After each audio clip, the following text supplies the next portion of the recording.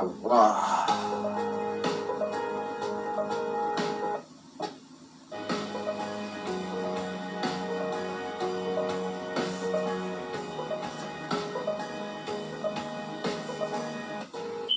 You can hear the music, so let me know if you can hear me. Alright, we're about to get started. Man, I was looking for this book for a while. This book was very hard to get. But when I heard the description of the book, when I found it in the source, as a source, I mean, when I was doing my investigation on different things, I needed to read it. Once I read the back of it, alright, I needed to know what exactly was in this book. And, hey, it was do or die really for me, because this will prove my research or debunk my research, you know. And I just want to show you guys, you know, that, you know, we're going in the right track. And you know, they left out a lot out of history, a lot. It's a total flip on what they told us. It's we're opening Pandora's box, really, man. Welcome to the Twilight Zone, whatever you want to call it, Mandela effect, whatever it is. I don't know, but the story that was told to us is a total lie, and I'm going to show you guys, you know, because a lot of these people I'm probably going to read out today, a lot of these people probably your ancestors. I'm probably going to name out a lot of your ancestors today. You know, you might not even know they're your ancestors, you know. Probably never would have thought they were, because we're thinking in their whole paradigm, their mainstream teaching, that all Europeans are white, that everybody who's dark skinned came from Africa, you know, and all these generalizations, you know, that everybody's an Indian, you know. We got to stop the generalizations, and, you know, I just want to show you, you know, this book is going to show you what these people look like, all right? It describes them, very detailed. Are you guys ready? Are you guys ready for this?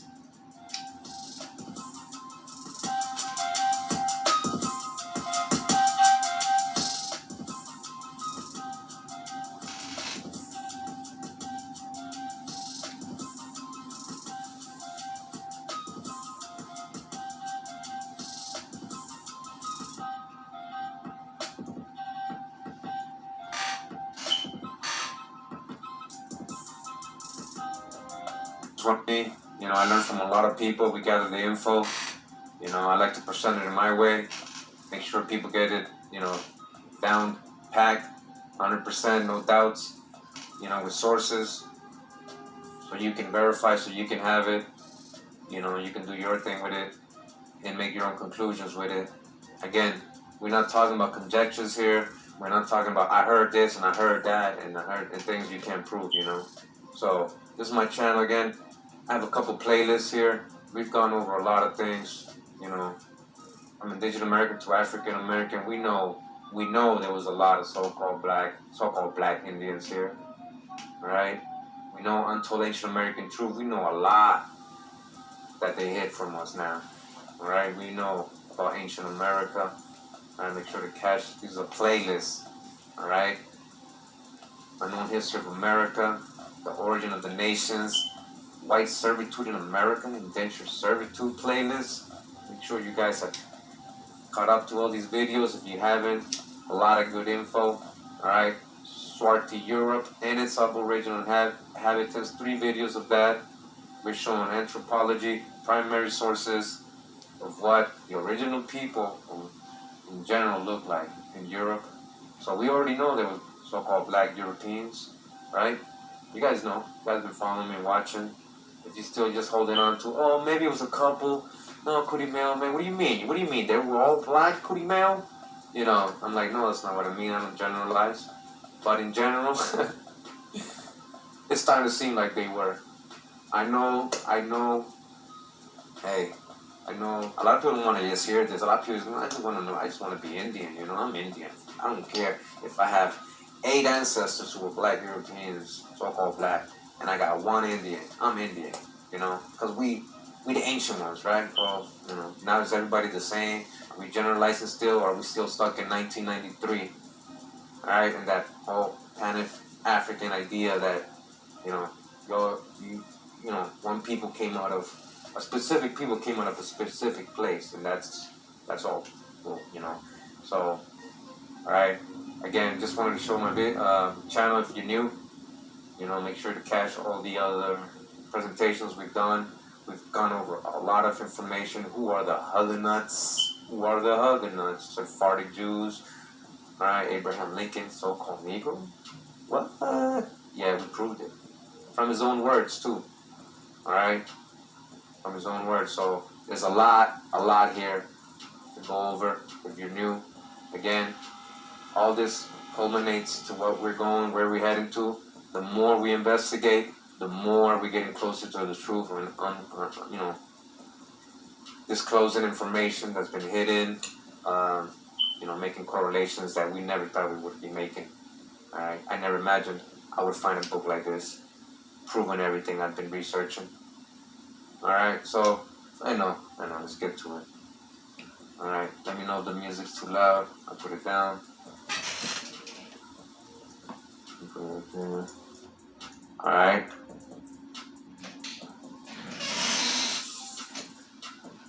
So we got this book, Virginia's Colonial Soldiers, by Lloyd DeWitt Buckstruck.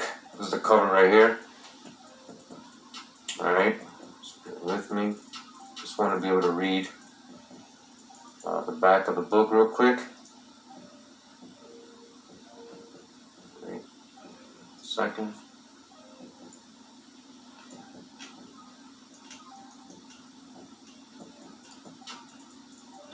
Yeah, so I've had a crazy day today, guys. People getting pretty desperate out here in Costa Rica with the COVID thing. A lot of jobs lost, and they're doing desperate things like stealing the breakers and the fuses from my electrical meter that's outside. So I woke up with no electricity today. I wanted to do this really early, and just all my plans got ruined. A lot of expenses trying to get it fixed. And it was a crazy day, but here we are. All right, and I appreciate you guys being here. All right, we got the fuses replaced, no worries. All right, so I just want to read the back of this book real quick. What he says, this is what made me, when I saw it listed as a source and a lot of good documents, I had to get this book, and then I read the back. And so it says here, American military history begins, I think it's too loud. It begins with the establishment of the Virginia colonial militia in the 17th century. This ill-trained militia was the colony's only defense against Indian attacks and invasions by hostile powers. The records they left behind, fragmentary and widely scattered, are prized by genealogists because they can be used to establish a place of origin or to prove that a particular person existed in a given locality at a specific time. The difficulty has always been to locate the records and to make them accessible. All right, so that's always been, I guess, the hardship, right? These records were not available to us, honestly. They made it hard.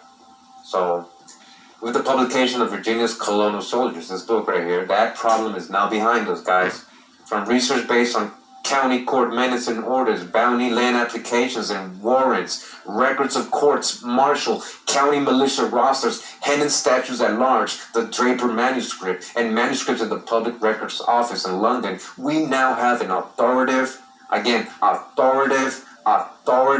register of Virginia's colonial soldiers. A record so comprehensive, guys, so comprehensive that it may cause the genealogical history of Virginia to be rewritten.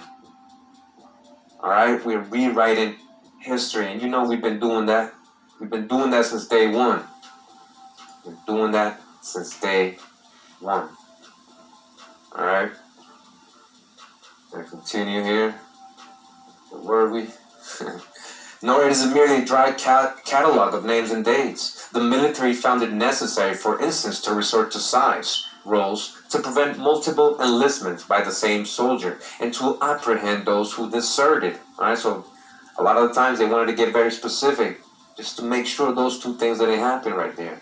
The sideshows published here routinely give the soldier's place of nativity, his age, his residence, occupation, and physical appearance or description. Alright, his physical description. You guys ready?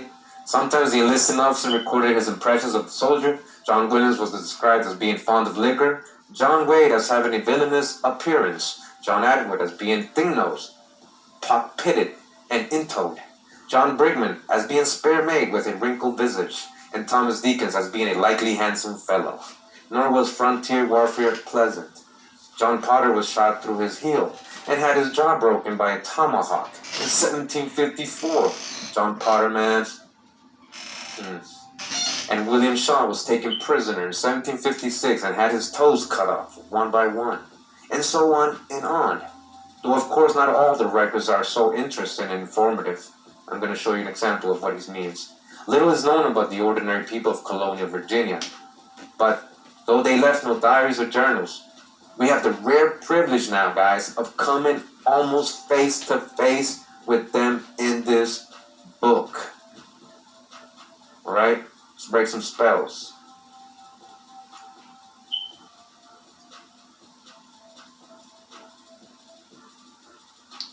Alright? I'm live, so just bear with me. Not the same when it's pre-recorded. Alright? So this is the contents of this book, supposedly. You can take a look here.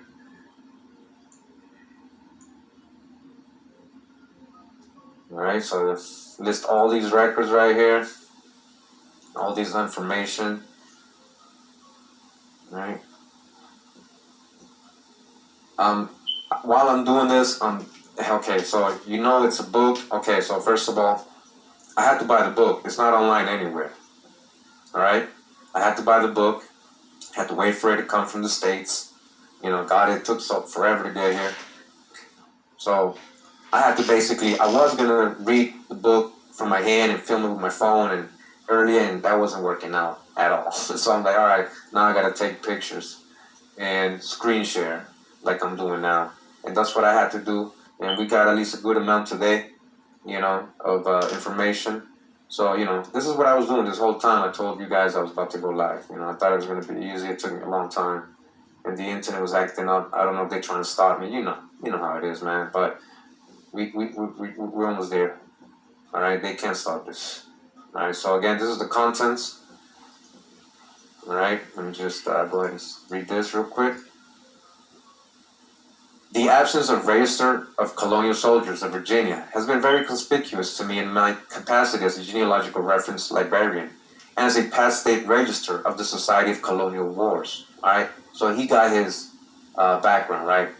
Virginia was the beginning of the British Empire and grew to be the most populous of the British colonies in the New World. Those Virginians, however, who served the monarch in the defense and expansion of the empire are difficult to document. All right? Both William Crozier and his Virginia Colonial Militia, 1905, and Hamilton J. Eckenrode in his list of colonial soldiers of Virginia, 1917, sought to identify and make available the names of those men who served from Virginia. Sundry other lists subsequently appeared elsewhere in county histories and periodicals. More importantly, there were thousands of manuscript pages in depositories in this country and England, yet to be examined. Why not? Did they purposely not do this? In order to ferret out the additional names of men in the service of their king. Accordingly, what began as a quest to discover the military service of my own forebears in the colony became transformed into a compilation of all those whom I could identify. I am pleased to share the results. And you know what? I'm very appreciative for this person doing this. I'm really glad he did this. Eventually, it was going to come to our hands, guys, and here it is. All right? We just have to go on the right track. We just have to dodge all the hijack. We have to get rid of our generalization. We have to stop trying to be something just because you want to be. You got to do your history. You got to do your genealogy. You got to know thyself. Everybody has a different history. Color doesn't make you the same people. All right? And I'm very thankful to this author for putting this together. And the only reason he came across this info was because why? He was doing his own family's genealogy.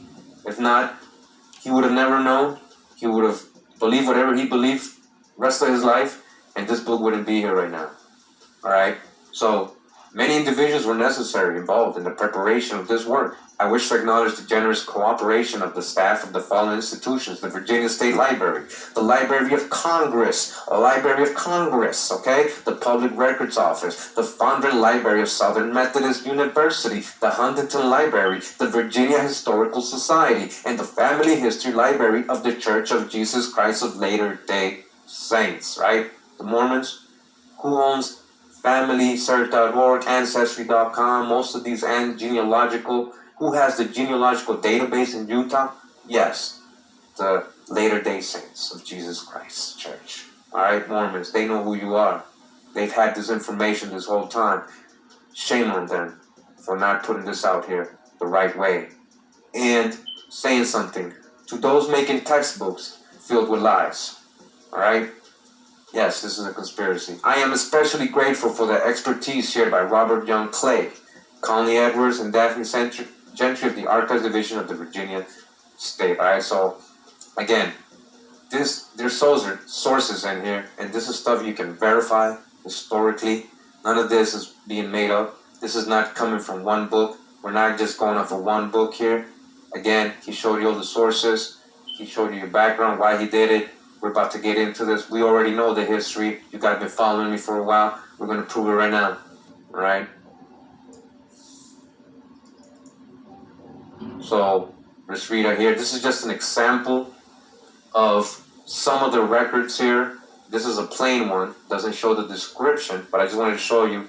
The book's also filled with this type of records. It describes them a little, but not fully. For example, this is just an example. Says, these are names of soldiers appearing in the court minutes and orders of individual counties in Virginia. Most of the references are to officers in the county militia who, in order to receive their commissions, had to take the requisite oath of office to the crown. The date is the term of the court in which the individual is mentioned. In a few counties, the rank of the militia officer is not given, so the designation MC for military commission has been used. So this would be an example in Virginia, Accomack County in Virginia, and it gives you an example here in 1677, Robert Hill, 11 days service in Bacon's Rebellion, Joseph Newton, 11 days service under Colonel, all right, and so on and so on. Again, this is just one of the simple census or rolls, all right, and I just wanted to show you that the book is also filled with this type. Any of these people could be your ancestors. Don't think these are all white people. Why do I say that? I'm going to show you right now, all right. So again, just another example. I just wanted to show you guys that this book has all these records like this as well, not just ones with descriptions, but it goes by county, all right, and years, all right. Now we're going to get to some of the okay, this is another example, all right. King George War, 1739, 1748, and shout out, I noticed, I don't know if it was this week or last week, Phoenix Moon, she shared a screenshot of description of some of the soldiers that were under King George or in the King George War, and there was all kinds of complexions there, right? If you guys follow her, you would have saw that, all right? So, I'm watching, I'm learning from everybody.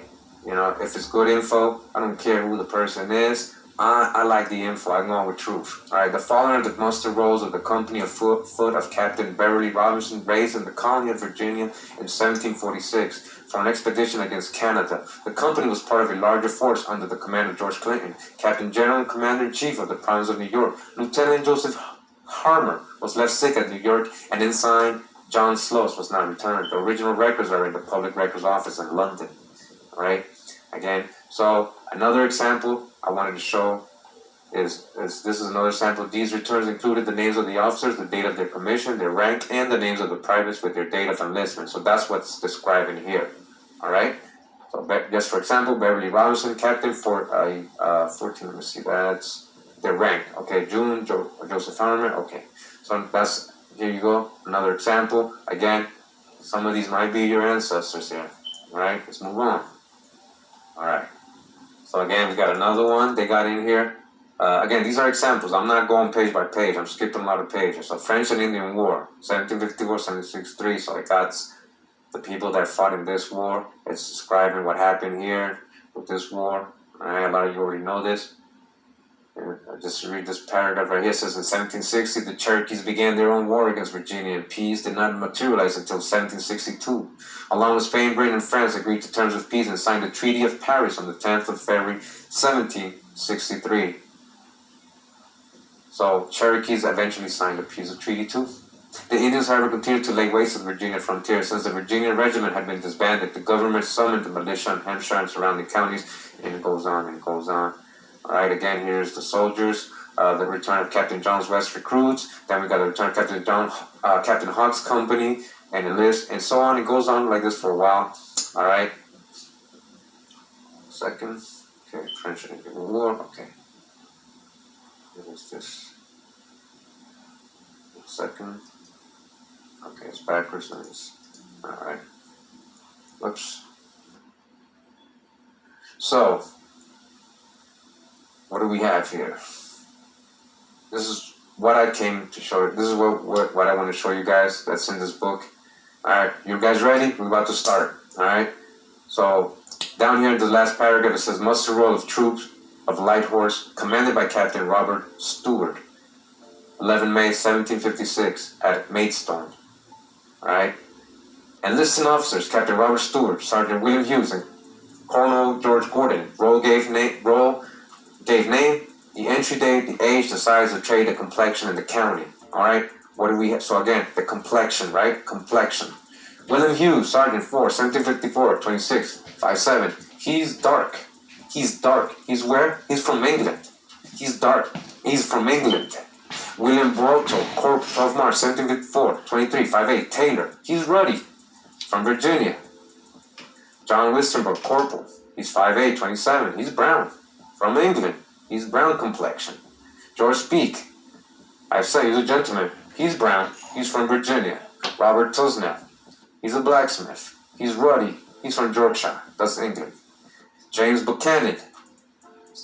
Alright, shoemaker. He's dark. And he's from Scotland. Dark complexion. Alright, dark complexion. Scotland. Robert Cornelius. 5'8", planter. Dark. Virginia.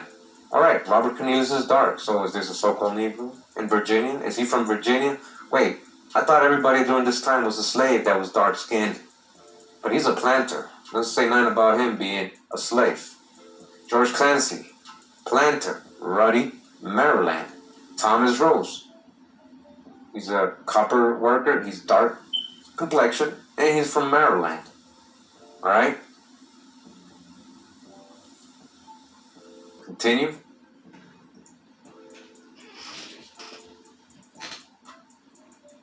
We got John Eleanor, he's brown, he's from Germany. Alright? Brown, Germany. John Craig, he's a weaver. Brown, he's from Ireland. Alright, John Hoff, blacksmith, he's swarthy from Maryland. We already know what swarthy means, right guys? That means so-called black, dark skin, of a dark complexion. Swarthy, swart.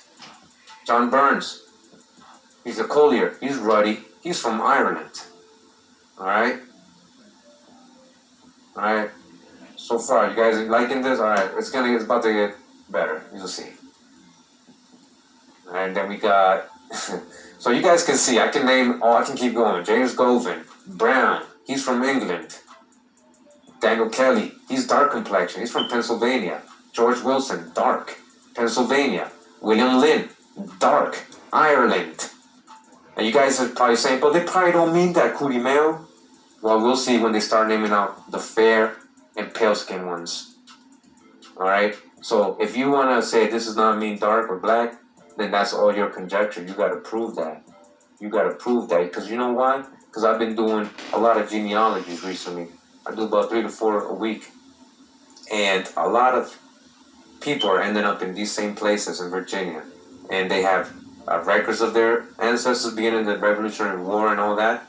Of course, they're not labeling the complexion during these census, these times, because they didn't do that. They did it on these rolls right here that we're looking at now.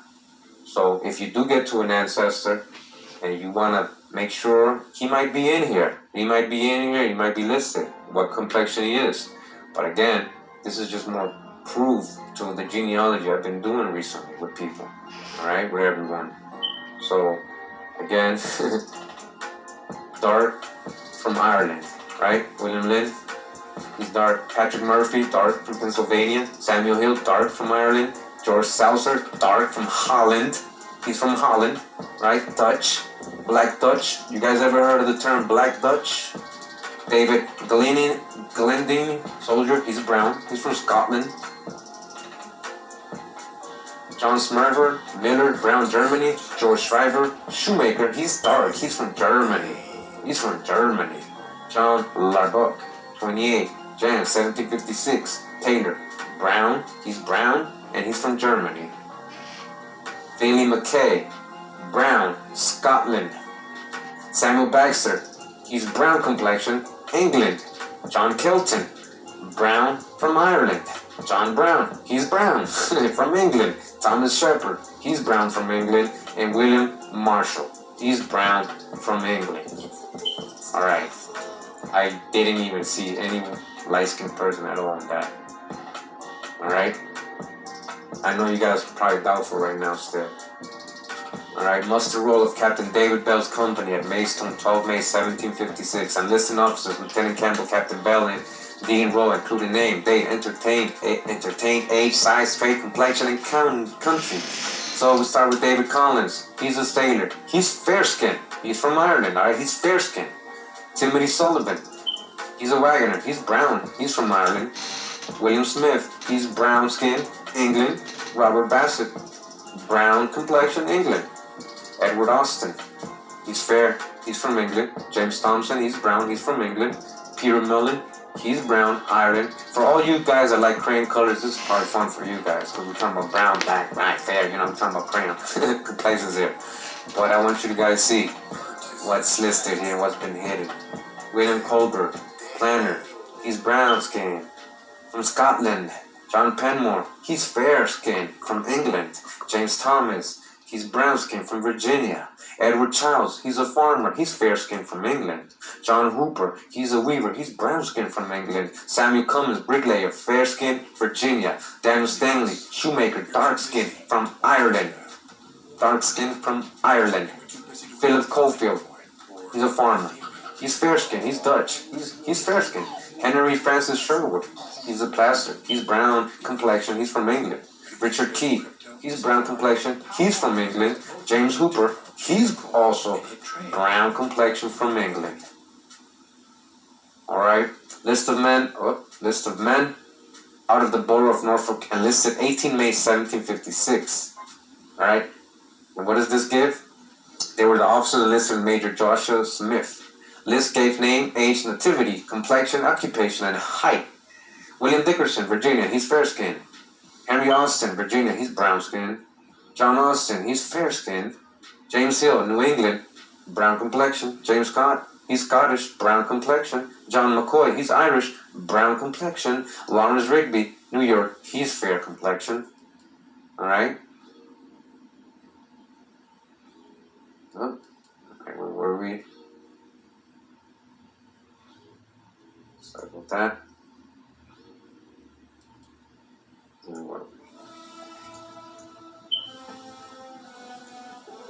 Yeah, this is acting up, guys, sorry.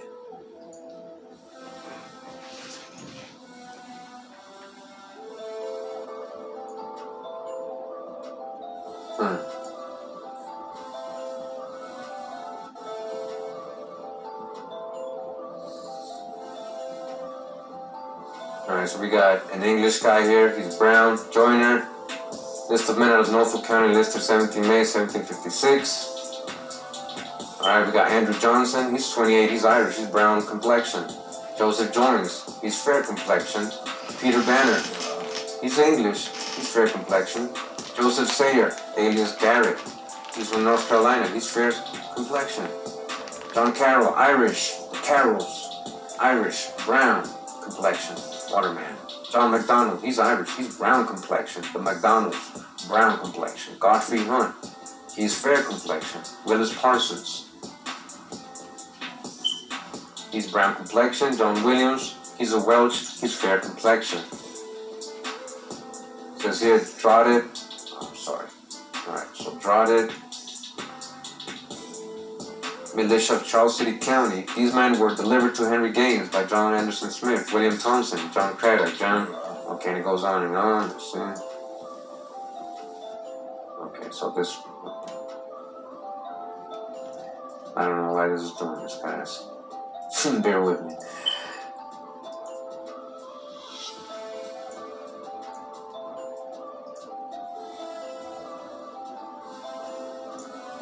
Okay, we got a list of men of Westmoreland County, enlisted 25 May 1756. Enlisted by Major Martin. This gave the name, the age, the nativity, the complexion, the occupation, and the height. So we got Thomas Tungay, Virginia, he's brown complexion. Joseph Edson, he's from Virginia, he's brown complexion. Nicholas Kissenberry, he's from Virginia, he's brown complexion. Humphrey Kissenberry, he's also from Virginia, brown complexion. John Wilkerson, Virginia, brown complexion. Richard Harmon, Virginia, brown complexion. George Wilkerson, Virginia, brown complexion. Richard House, from England, fair complexion. Hopkins Burnett, from Virginia, dark complexion. Buddy Rowe, he's from Virginia, he's dark complexion as well. Edward Grainer, 24, he's English, he's fair complexion. John Worrell, he's from Virginia, dark complexion. John Selby, he's English, dark complexion. English. John May, Irish, dark, he's a planter. Alright? So on and so on. Alright?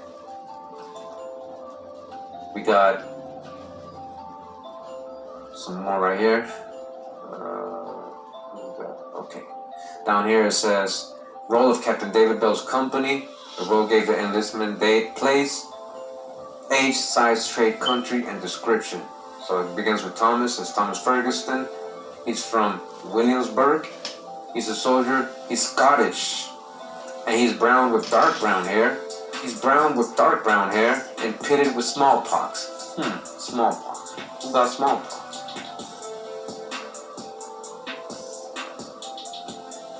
We got John Peter. He's a weird, he's English, he's dark with black